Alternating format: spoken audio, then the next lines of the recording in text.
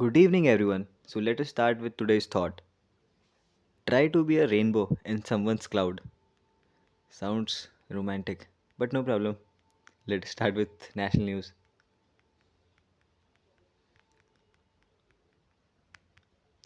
The Amrit Udayan of Rashtrapati Bhavan will open for public viewing from 2nd February to 31st March under the Udayan Utsav 1 2024.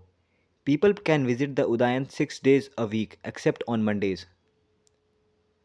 Ministry of Education has issued Regulation of Coaching Centers 2024 guidelines saying that no coaching center shall enroll students below 16 years of age.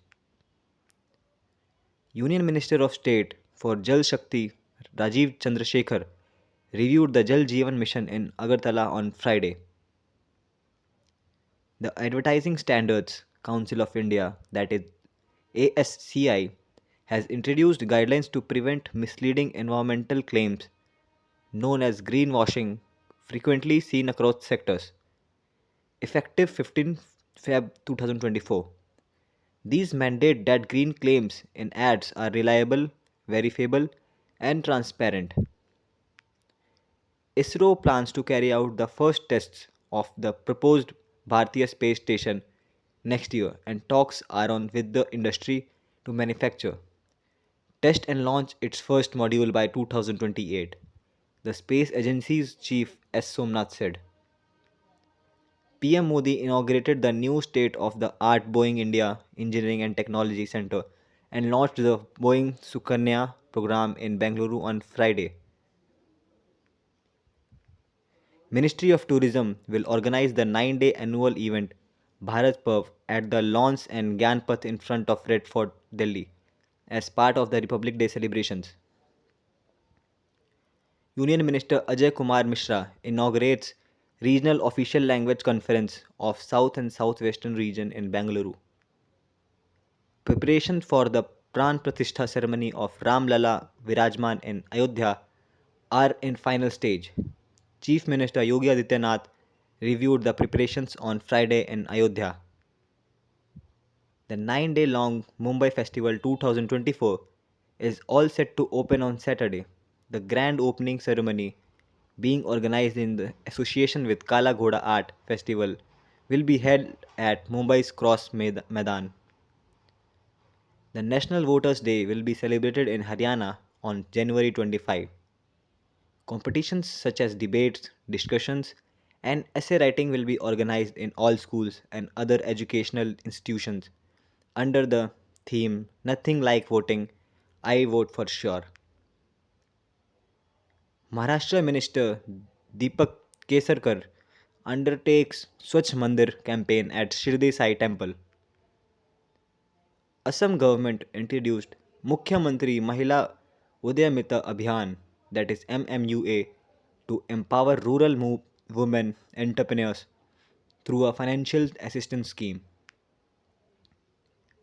Former Chief Justice of India and current Rajya Sabha member Ranjan Gogoi is set to be honored with the prestigious Assam Vaibhav Award, the highest civilian award in Assam. The Jal Jeevan Mission has ensured tap water supply in 9.24 lakh, that is 90.65% schools, and 9.57 lakh, that is 86.63% Anganwadi centers nationwide.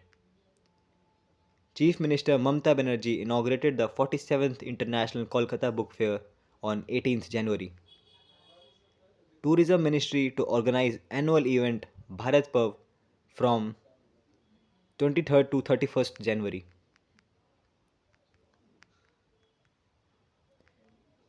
Now some defense news.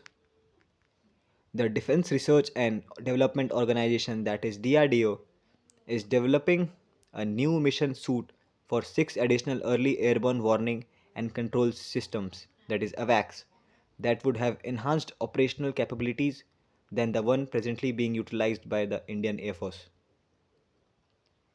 The new suits would be integrated on Embraer 145 aircraft, which are being procured from the secondary market. The Indian Air Force already has two such aircrafts in service, Christian Netra. India has issued a NOTAM for naval ship missile firing between 24th January and 25th January for a range 900 kilometers. 900 kilometers is a very long range for India's existing missiles. Perhaps it is the BrahMos ER or something entirely new. Union Defence Minister Sri Rajnath Singh dedicated 35 development projects worth rupees 670 crores of BRO to the nation at Joshimath in Chamoli district of Uttarakhand, benefiting 7 states and union territories of the country. A total of 51 Indian Air Force aircrafts, including 29 fighter aircrafts, 8 transport aircrafts, 13 helicopters, and 1 heritage aircraft, will participate in Republic Day flypast this year. Senior IPS officer Daljit Singh Chaudhary has been appointed as the Director General of Sashastra Seema Bal, that is SSB. Now some international news. Reciprocating Maldives, the largest opposition party in Bangladesh National Party, that is BNP, launches India Out movement. Tariq-e-Rahman Sheikh Hasina's top rival, the fugitive Dark Prince, eyes BNP revival in exile. He is the eldest son of former dictator Ziaur Rahman and former two-time Prime Minister Khaleda Zia. Rahman allegedly instructed party members to replicate the anti-India movement observed in the Maldives, further fueling anti-Hindu and anti-India sentiments in Bangladesh. The cyber wing of the BNP has begun spreading hatred through social media, with specific instances identified on platforms like Twitter. The External Affairs Minister S. Jaishankar, who is in Uganda to attend the 19th NAM summit, met Prime Minister of Nepal Pushpa Kamal Dahal on the sidelines of the summit on Friday. As the global community eagerly awaits the Pran Pratishtha ceremony of the Ram Temple in Ayodhya, the Sanatan Sanstha of UK, that is SSUK, initiated the joyous celebration for Ram Mandir at the British Parliament, resonating with the divine sound of a shankh. Manipur Security Advisor Kuldeep Singh alleged some terrorists from Myanmar may have been involved in the attack on police commandos in Manipur's border town Moreh Thursday. 2 Manipur police commandos were killed in action in Moreh. Union Minister Smriti Irani's historic visit to Medina in Saudi Arabia has fueled a meltdown in Pakistan. She met Indian volunteers who serve Hajj pilgrims and integrated with Umrah pilgrims during her visit to Medina on Monday.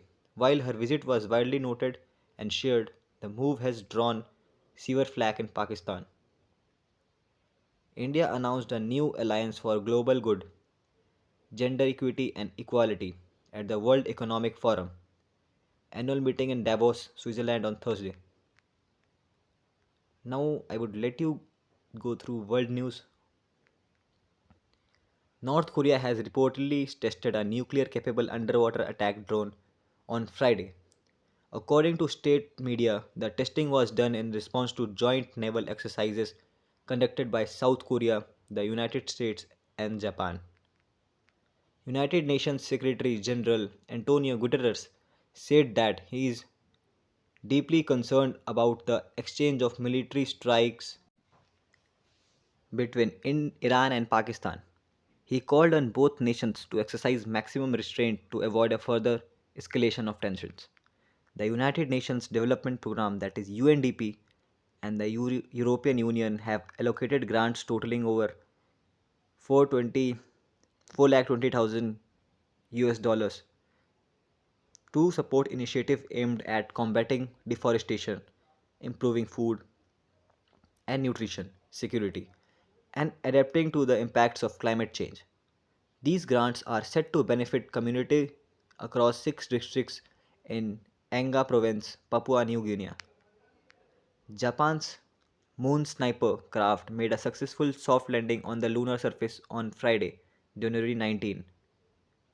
But Japan Aerospace Exploration Agency, that is JAXA, has said that its solar cells are not generating enough power with its smart lander for investigating moon Japan has become the fifth nation in the world to achieve a landing on the moon.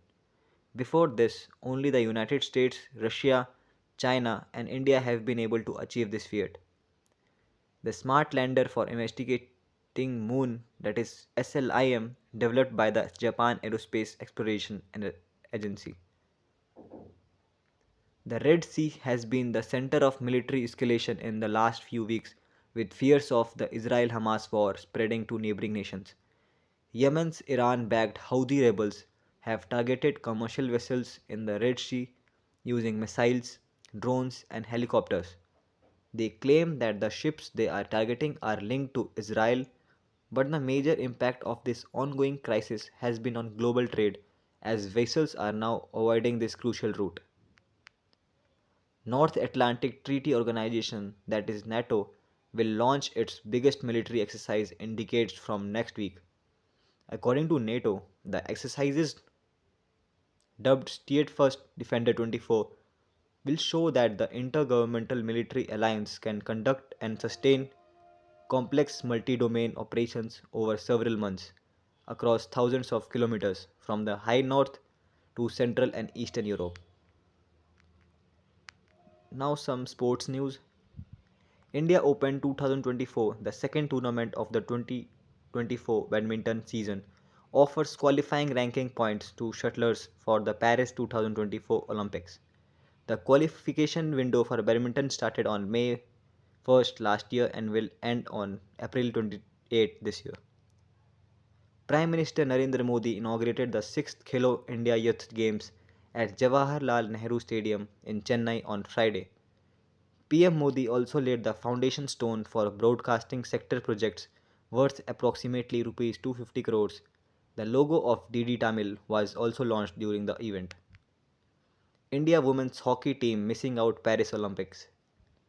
India lost to Japan by 0-1 in the third place playoff in the FIH Women's Olympic qualifiers to finish fourth in the tournament. India needed to finish at least third to travel to the French capital.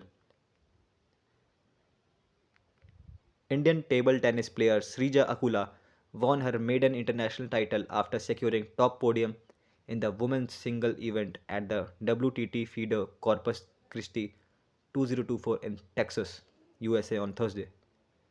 The chairman of the Pakistan Cricket Board, that is PCB Management Committee, Zaka Ashraf, on Friday announced his decision to resign. Now, some random facts. East India Company 1612 to 1757. The company rose to account for half of the world's trade, particularly in basic commodities including cotton, silk, indigo, dye, salt, saltpeter, and tea and opium. The company eventually came to rule large areas of India with its own private armies, exercising military power and assuming administrative functions. Company rule in India effectively began in 1757 after the Battle of Plassey and lasted until 1858 when following the Indian Rebellion of 1857, the Government of India Act 1858 led to the British Crown assuming direct control of India in the form of the new British Raj. Thank you.